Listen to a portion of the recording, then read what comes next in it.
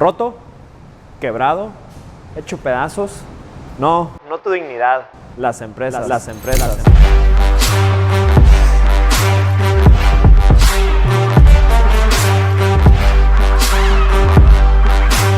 Hola, bienvenidos a Mis 3 centavos con Roberto Ibarra. Yo soy Roberto Ibarra, socio fundador de Kepen, asesor de seguros de vida.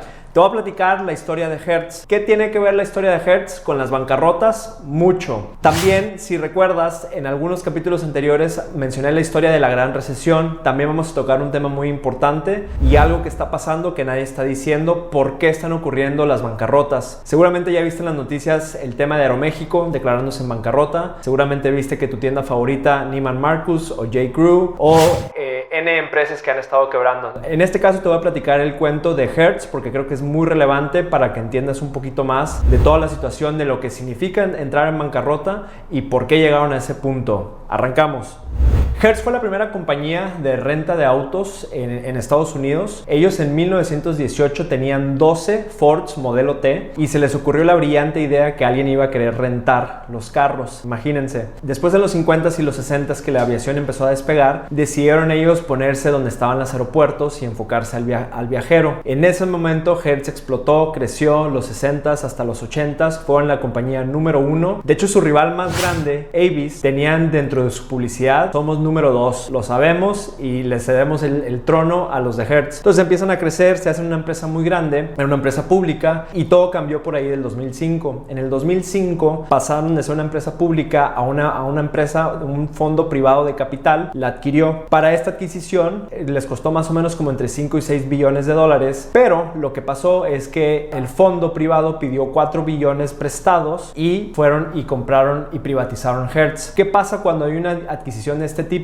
Esa deuda no se la queda el fondo privado, sino que la adquiere la empresa que está siendo adquirida. Entonces, en este caso, en inmediato, de un día para otro, Hertz como tal en su balance tuvo 4 billones de dólares de inmediato. ¿Qué pasó? ¿O por qué hacen esto los fondos privados? Lo hacen para entrar, corregir, mejorar sistemas, procesos y demás, y luego revenderlo en 3-5 años y ganarle una utilidad importante, ¿no? Pero no pasó eso. Vámonos un poquito más adelante en el tiempo. Llegamos a por ahí del 2010 y Hertz, siendo una compañía premium, se da cuenta que tiene un competidor muy importante porque empiezan a entrar los de bajo costo, particularmente una empresa que les estaba ganando mucho mercado de bajo costo. Entonces deciden ofertar 1.3 billones de dólares para comprar, para adquirir dicha compañía. ¿Qué pasó? Su rival, Avis, empiezan a competir en la negociación a también querer comprarlos, y esta negociación, esta guerra, forza que tengan que comprar la compañía por el doble, por 2.6 billones. ¿Qué pasó? Para poder comprarlas tuvieron que adquirir otros 2 billones de dólares de deuda. Entonces, de un día para otro pasaron de tener 4 billones de deuda a 6. Entonces, imagínense los intereses que estaban pagando por eso. La estrategia fue bien pensada porque ya estaban compitiendo contra los nuevos jugadores, particularmente Uber y Lyft en Estados Unidos, y ahí es donde por ahí del 2012 había un boom en la economía. Ya veníamos pasando la gran recesión y toda la debacle hipotecaria. Entonces Hertz, nuevamente el fondo dice: ¿cómo le hacemos para ser aún más competitivos? Ya estamos topados en nuestro crédito. Ya imagínense que tienen una tarjeta de crédito, ya llegaste al límite, ya nadie te va a prestar porque ya esos 6 billones se consideraban como el tope. Pero muy inteligentemente se fueron a Wall Street y les dijeron a los de Wall Street: ¿qué más tienes por ahí como para que nos podamos endeudar más? Y ahí entran los ABS, los Asset Backed Securities. ¿Qué son los ABS? Los ABS son donde se toma algún bien tangible, se le hace una fórmula, un algoritmo que nadie entiende, ni los propios que lo hacen, y básicamente van y adquieren deuda justificando que los bienes, el precio total de esos bienes es suficiente para, si el día de mañana hubiera un problema, que se pudieran simplemente vender y pues pagar la deuda, ¿no? Entonces, ¿qué hizo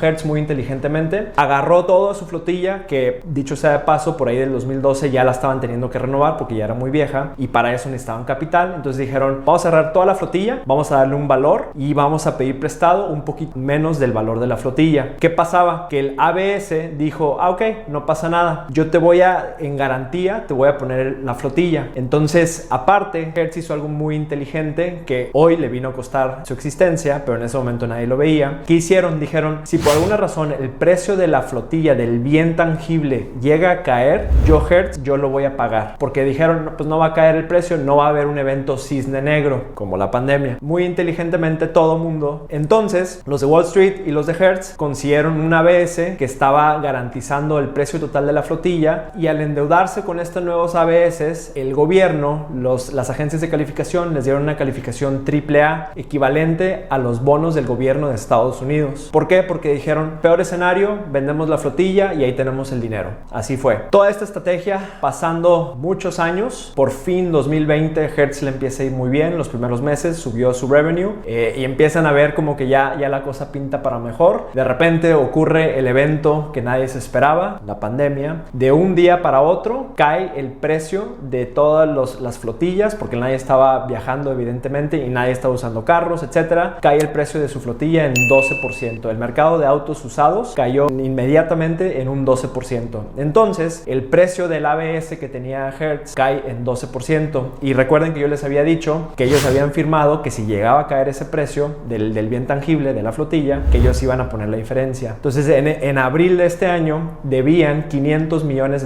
en intereses. ¿Por qué? Porque el valor de los ABS había alcanzado $14 billones la deuda. En total, Hertz tenía $19 billones cuando en mayo se declararon en capítulo 11 en bancarrota. De esos 19 billones, 14 estaban en ABS. No pudieron pagar los $500 millones en intereses por obvias razones. Se declaran en bancarrota, capítulo 11, y ahí, como a ellos, me preguntan algunos si esto será un outlier. Para los que no han leído el libro de Malcolm Gladwell, Outliers, es como si es un evento muy esporádico. La realidad es que muchas empresas, particularmente J.Crew y Neiman Marcus en Estados Unidos, aplicaron estas mismas estrategias. El gobierno americano desde el 2016 estaba viendo que había estos ABS, estaban pensando algunos que podía venir otra nueva gran recesión, porque estaban haciendo los mismos errores que cometieron en la gran recesión cuando se inventaron bonos, les dieron calificación AAA y realmente pues nadie podía garantizarlo, ¿no? Entonces pasó lo peor. Fue más allá de endeudarse, que no tiene nada malo de endeudarse un negocio, fue la manera en la que se endeudaron de más y no lo pudieron controlar. Sucedió el evento cisne negro, la pandemia, y se quebraron, tronaron. Entonces, para cerrar, piensa cómo aplica el tema de la deuda a tu situación personal, ya sea como empresa o como persona. Desafortunadamente, cuando vamos empezando nuestra vida laboral, no conocemos bien cómo manejar la deuda y las tarjetas. Me ha pasado. Creemos que es una extensión de lo que ganamos, no necesariamente. Ojo con endeudarte doble. Si ya estás topado en tu tarjeta y luego por alguna razón milagrosa te llega otra tarjeta con un nuevo tope y dices, de aquí soy, mucho cuidado, a lo mejor estás cometiendo el mismo error que Hertz. Y número 3, cisne negro. Googléalo, lee del tema. Son eventos totalmente aleatorios que nadie puede prever, pero son eventos, como le dice su nombre, cisne negro. Son eventos que a todos nos afecta. Son pandemias, son eventos extraordinarios como el que está sucediendo en este momento. Entonces, ponte a pensar cuando estás planeando tu vida financiera que estos eventos, si bien no los preveemos, suceden. Entonces, el que está endeudado ahorita, empresa o persona, yo creo que se la está viendo muy complicada con la pandemia. El que no estaba tan endeudado puede pedir más, puede aprovecharse de los bancos que están ofreciendo ciertas ventajas, e inclusive patrones ante el IMSS están teniendo ciertos beneficios que al final del día, ojo, lo van a tener que pagar. Entonces tengan mucho cuidado con eso. Estos fueron mis 3 centavos con Roberto Ibarra. Muchas gracias por vernos un capítulo más. Dale like, subscribe, mentada de madre, lo que fuera. Gracias y recuerda, no te comas el malvavisco como los de Hertz.